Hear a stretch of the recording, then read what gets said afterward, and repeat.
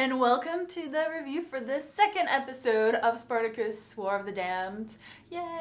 Wolves at the Gates, oh my god! It just continues from that brilliant first episode. Let me first start by talking about Spartacus and his men. They decide to invade this city. What did they do? They send in 3 men undercover, Gannicus, Spartacus, and Crassus, and try to open the gate after the city has closed down. They send Crassus out to get the others to come in, and then Spartacus and Gannicus, all by themselves, open the freaking gates to the whole city. I mean, how amazing are these guys? Of course they're gonna win. They're gladiators. I just keep thinking about how ironic it is. The Romans trained them to be the deadliest fighters ever, and now they're surprised that they're coming after them. It's like, yeah, maybe you should have thought of that before.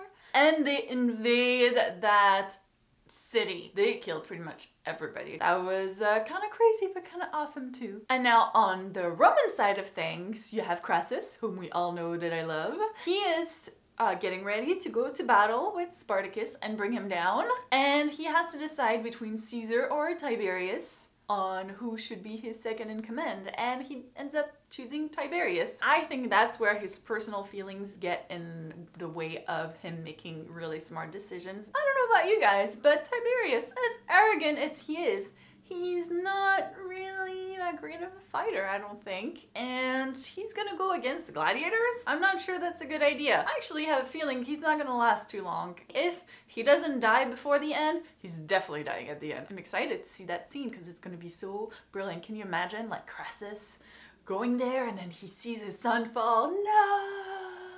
So there's that. Also, we find out a little more about Corey. Didn't I say that there's a little more going on there? Oh yeah. Oh yeah, there's a lot more going on. He's taking her along with him, and I'm guessing she's gonna play an even bigger part later on, because why else would you have her come along if it wasn't to eventually give her something to do or an important part? So looking forward to that. Now what I want to talk about are the 3 new characters that I mentioned last time that we were going to meet this episode. First of all, you have Caesar, and it's like a Caesar we've never seen before. I mean, I can't wait to see how it evolves from there, but he's kind of an ass, isn't he? Get a little bit. He is such a fun character to watch though, and I think it's even better because you know where he ends up, so you're like, huh, really?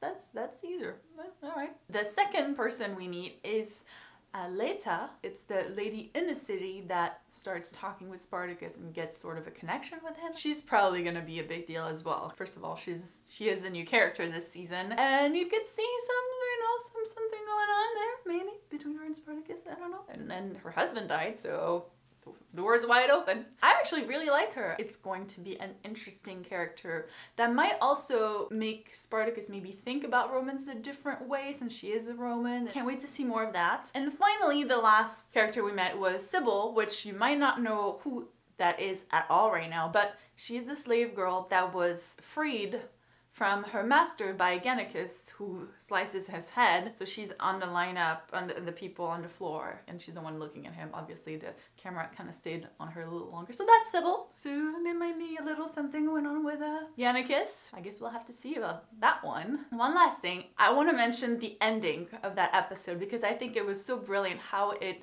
paralleled the first episode ending with Spartacus saying, we're gonna bring them down with blood and death. And then in this episode, you end with Crassus making also a big speech about how they're gonna bring down Spartacus. Great parallel between the two nemesis. Perfect way to end the episode. That's all I had to say for this week. And now it's teaser time! I've seen the 3rd episode. Let me tell you a little bit about what you can expect. First of all, I should warn you, for all you Crassus fans, he is not in the episode, which was very, very, very, very disappointing to me.